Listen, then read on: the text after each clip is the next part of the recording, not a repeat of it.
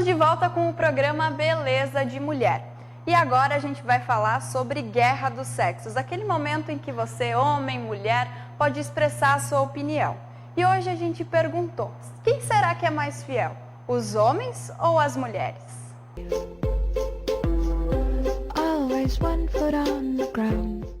Quem é mais fiel, os homens ou as mulheres e por quê? Os homens, porque eu vou defender, né, os homens sempre, mas acredito que vem mudando isso e antigamente seria fácil responder que seriam as mulheres, mas acho que com a mudança da sociedade, acredito que os homens já têm sido mais fiéis ultimamente. Medo de perder as mulheres amadas. Bom, eu acho que a questão da fidelidade é difícil dizer quem é mais fiel, se é o homem ou a mulher. Acho que não é uma questão de gênero. Quem sabe, antigamente, talvez o homem era mais infiel, mas hoje em dia, sei lá, a tecnologia, muitas coisas até vêm a calhar, o dia a dia, vida mais tumultuada, talvez não ter uma presença do parceiro em casa. Eu acho que a gente tem mais uma influência, mas também acredito que a fidelidade é uma questão de caráter, então é difícil de decidir o homem ou a mulher. Acho que é da pessoa mesmo. Olha, na minha opinião, as mulheres são mais fiéis. No sentido assim, a mulher ela tem uma relação mais afetiva no relacionamento. Então ela realmente, quem vai trair primeiro vai ser sempre o homem. A mulher ela é mais fiel. No sentido assim, ela vai persistir mais que esse relacionamento se mantenha. Eu acho que quem é mais fiel é o homem. Porque o homem, quando se apaixona, ele se apaixona de verdade.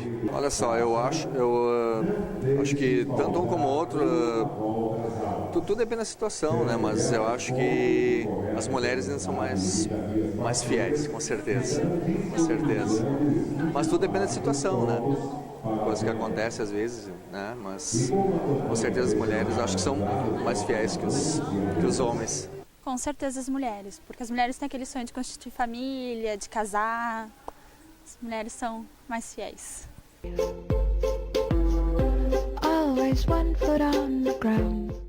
Todo mundo aí dando a sua opinião em questão da fidelidade. Eu também concordo que fidelidade está mais relacionado ao caráter do que o gênero da pessoa. Mas é importante aí você dar a sua opinião no quadro Guerra dos Sexos. Bom, agora a gente vai para o Saúde em Pauta e vamos falar sobre uma doença que é muito séria, que é o Alzheimer. Acompanhem no Saúde em Pauta.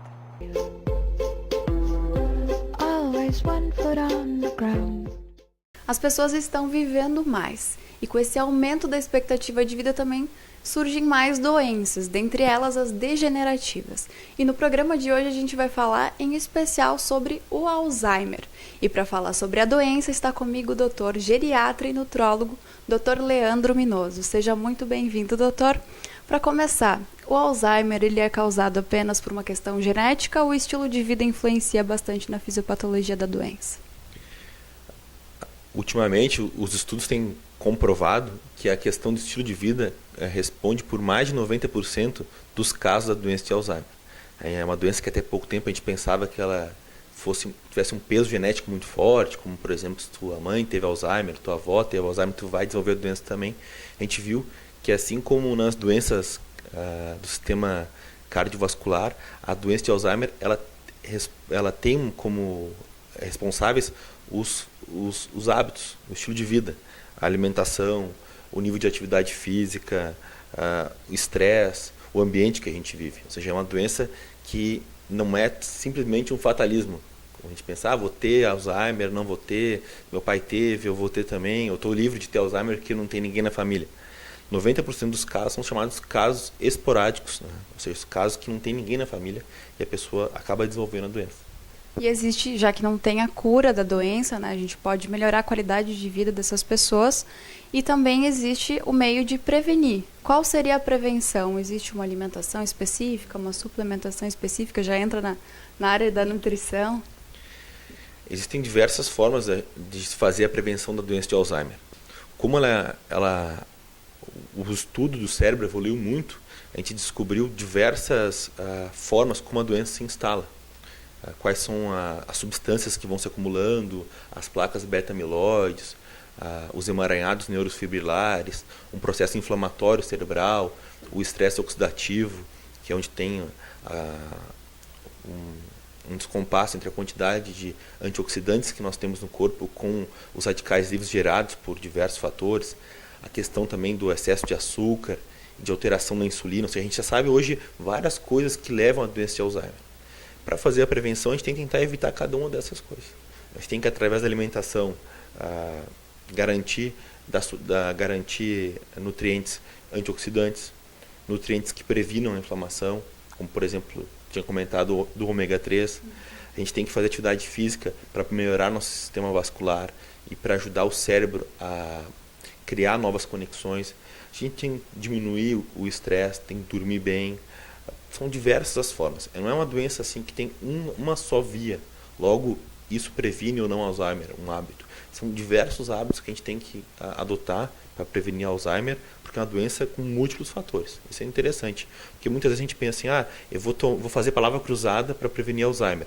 De alguma forma, tu está fazendo a prevenção. Só que, e as outras vias que causam doença? Será que está dando conta também? Será que a alimentação está adequada? Será que está dormindo bem? Nível de estresse, de exercício físico? Ou seja, é uma doença que a prevenção ela é complexa. Então, os hábitos alimentares influenciam também, né? Como você disse, não adianta fazer palavra cruzada, fumar, beber, ser sedentário. Então, é um conjunto. E também existem alguns sintomas que são característicos. Se a pessoa sentir um desses sintomas, qual é o prognóstico conforme a demora de ela procurar um profissional? O tratamento é uma doença que não tem cura. Até hoje, infelizmente, não tem nenhum tratamento que faz a pessoa que tem o diagnóstico de Alzheimer deixar de ter. O que a medicina consegue oferecer e consegue oferecer bem são tratamentos que ajudam a evitar que a doença evolua muito rápido. Tu consegue, através dos medicamentos, quando começados na hora certa, no começo da doença, a postergar a dependência total do paciente. Ou seja, aquele tempo entre quando o paciente vai precisar de cuidados constantes, cuidados para se alimentar, para a higiene, ou que vai ficar restrito ao seu leito, com a medicação, tu consegue fazer esse tempo demorar um pouco mais. Né? Parece pouco, mas para quem vive com a doença de Alzheimer, qualquer 2 anos, a pessoa acometida manter isso ajuda bastante. Né?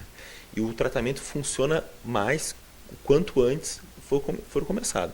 Existem 2 classes de medicamentos próprios para a doença de Alzheimer e uma delas é nos sinais precoces da doença. Assim que tiver o diagnóstico, a gente vai começar. Infelizmente, o diagnóstico a gente recebe muitas vezes já tardiamente, porque as pessoas desconhecem quais são os sintomas de Alzheimer. Muita gente acha que é normal o idoso ficar esquecido. Começou falando no programa que as pessoas estão vivendo mais, e realmente estão vivendo mais. Só que as pessoas desconhecem quais são, por exemplo, os sintomas cognitivos que merecem atenção. Acham que o idoso ficar triste, ficar esquecido é típico mesmo do envelhecimento, o que não é. Tem alguns sintomas que a gente tem que prestar atenção. É a pessoa que se perde na rua, que muda muito o comportamento, começa a ter desorientação também em tempo, trocar datas, pessoas começam a repetir muitas vezes a mesma história ou fazer mesmos questionamentos várias vezes por dia, pessoas que começam na terceira idade a ficar mais isolados, não querem mais sair, querem mais ficar em casa, ou que de repente tem uma perda de peso que não sabe a explicação. São sintomas assim, precoces que levam os médicos a ficar atentos a esse diagnóstico de provável início de quadro demencial. Aquilo de lembrar de coisas do passado, às vezes chega assim, familiares, meu pai está bem de memória, ele lembra de coisas lá de 1950, 60, sabe tudo do passado. A doença de Alzheimer, ela acomete uma região chamada hipocampo, né? E essa região ela é responsável por registrar as memórias novas, registrar o nosso aprendizado. Ou seja, os sintomas iniciais da doença não são esses de esquecer coisas do passado. Vai demorar muito para a pessoa esquecer as coisas lá de 20, 30 anos. Ela começa a ter dificuldades no dia a dia. Começa a esquecer de tomar banho, nos níveis um pouco mais avançados. Erra na hora de fazer a comida, bota sal demais ou não bota sal, ou erra no açúcar. Esse tipo de sintoma tem a ver com a memória mais recente que a pessoa vai perdendo no começo. Né? Ou seja, só o fato de lembrar de coisas lá do passado só isso não quer dizer que a pessoa não tem nenhum problema, né? Tem que ver a coisa do dia a dia. E o diagnóstico às vezes precisa do médico, né? Do médico que trabalhe com idosos, ou neurologista ou psiquiatra, ou mesmo a psicologia. Existem psicólogas e psicólogos especializados em uma avaliação muito interessante chamada avaliação neuropsicológica, que são feitos diversos testes cognitivos e conseguem ver bem qual parte da memória, da atenção, o idoso está com problema ou não. Bom, para quem ainda tem dúvidas, o doutor, né, fala do teu livro agora, pode procurar esse livro, né, Doenças de Alzheimer, como se prevenir. Então, trata mais detalhadamente tudo que a gente falou aqui na entrevista. E para quem quiser, onde encontra o livro, doutor? O livro está disponível aqui no consultório, na internet também, no site da editora, e tem um site do livro também, que é leandrominoso.com.br/Alzheimer, e nas principais livrarias, tipo na Saraiva, Cultura, nas grandes livrarias, nos sites deles também tem disponível o livro. Tá, doutor, muito obrigada. A informação já foi repassada para você. Fique de olho nas pessoas que você ama, os seus pais, os seus avós, para ver se eles não apresentam um desses sintomas e procure um profissional.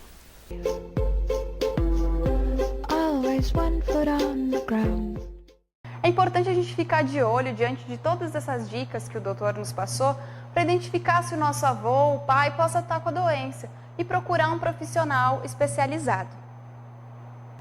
Infelizmente, o Beleza de Mulher está chegando ao fim, mas você pode nos acompanhar nas nossas redes sociais, acessando a nossa fanpage Beleza de Mulher e no Instagram Programa Beleza de Mulher. Eu espero você na próxima semana para celebrar o Dia da Mulher aqui nesse programa tão feminino que é o Beleza de Mulher. Até mais!